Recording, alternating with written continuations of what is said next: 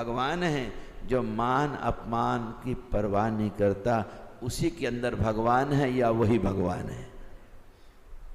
जिस साधक को मान अपमान की परवाह न हो, समझ लेना उसके हृदय में परमात्मा का वास हो गया है। और जिसको मान अपमान का पता ही न हो, मुस्कुरा रहा हो, वो भगवान है। भगवान मुस्कुरा रहे थे। इतने में नारद जी ने कहा, तुम बड़े धोखेबाज हो, बड़े मतलबी हो। तुमने शिव जी को बावला बनाकर विष दे दिया, लक्ष्मी ले लिया, कौस्तुभ मणि ले लिया, तुम धोखेबाज हो। इतने सर्टिफिकेट बांट दिया।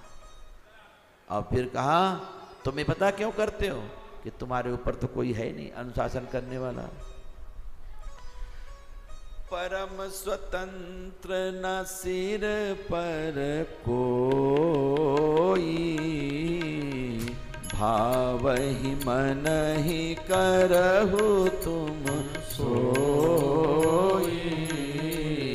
हे प्रभु, तुम भगवान हो, तुम परम स्वतंत्र हो।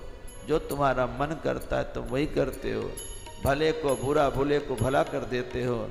हृदय में न तुम्हारे हर्ष है न विषाद, लेकिन तुम सबको ठग ठग करके ना इतने पक्के हो गए हो, इतने निडर हो गए हो कि तुमको ठगने में शर्म नहीं आती। जिसको चाहते हो ठग लेते हो। तुम बड़े जबरदस्त हो गए हो, क्योंकि तुम्हें शुभ और अशुभ कर्म तो बाधा देते नहीं, तो चाहे तुम अच्छा करो चाहे बुरा करो। लेकिन आज तुमने अच्छे घर में बहना दिया है। मैं भी कोई छोटा मोटा बाबा नहीं हूं। अभी तक तुमने जिसके साथ जो किया सब बर्दाश्त कर गए, लेकिन ये नारद तुमको नहीं छोड़ेगा।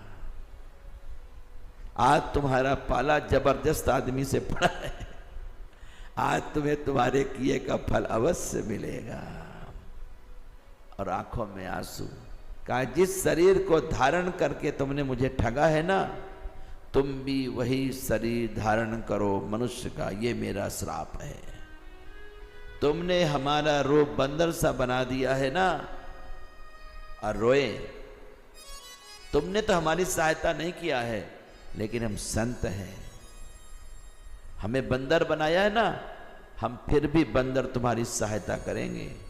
मैं जिस स्त्री को चाहता था उससे तुमने मेरा वियोग कर दिया। तुमने मेरा बड़ा अहित किया है। तुम भी स्त्री के विरह में दुखी हो जाओगे, उसके वियोग में दुखी रहोगे। भगवान ने कहा, बहुत अच्छा। भगवान ने कहा, हम आपका श्राप स्वीकारते हैं।